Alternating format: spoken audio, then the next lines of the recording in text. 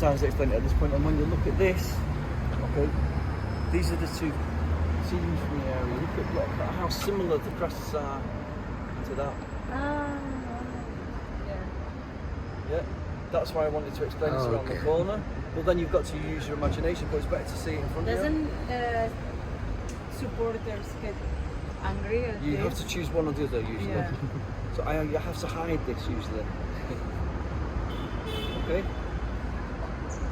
Okay. So the three lines are the three rivers. They are the Irk, the Irwell, and the Medlock, and that is meant to be a ship. And that is on the crest of Manchester United. It's not a very good ship, it's alright. but it's there. This is the other team. That is the Red Rose of Lancashire. Manchester is in the county of Lancashire. We've got the three rivers and then the ship.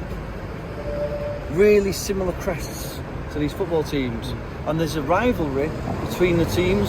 For example, when the Etihad Stadium was being built up the road, a United fan buried a United shirt under the car park. That was discovered, it was dug out, and he was prosecuted.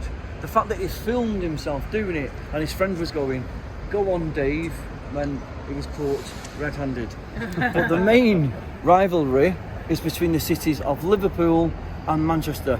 Firstly, cotton. It grows in very hot countries.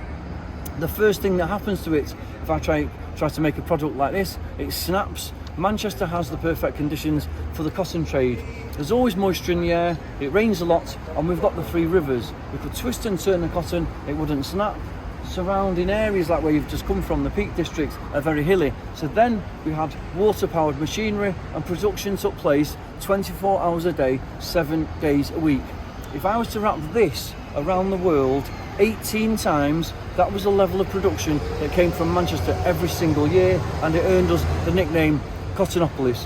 4 out of 5 items of clothing in the world had a connection to Manchester. But what Liverpool had going on was the transatlantic trade triangle. So they would drop off pottery from the Stoke area, brass and copper, pick up slaves, bring them to plantations, brought raw cotton back for production. So in other words, the slave trade. They brought lots of rum and coffee back to Britain. They brought so much tobacco back to Britain that the largest red brick structure in the world was built there. It took 27 million bricks to build the Liverpool Tobacco Warehouse. So they did very well out of the slave trade. Manchester was the first place in Britain to petition Parliament to say we want an end to the transportation of slaves.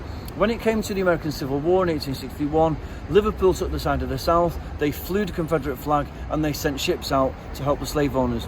Manchester took the side of the North and boycotted goods that came from slaves. So indirectly, we were at war with Liverpool. Well, we were landlocked. We were 58 kilometres inland. We dug out the ship canal.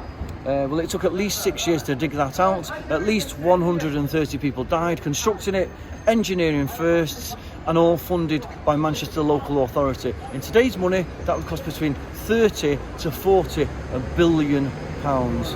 But ever since 1894, we've been able to get from Manchester to the Irish Sea at the length of the ship canal and get 2 cruise liners the length of it, and we've avoided Liverpool. Yeah, okay, so we'll leave it for there.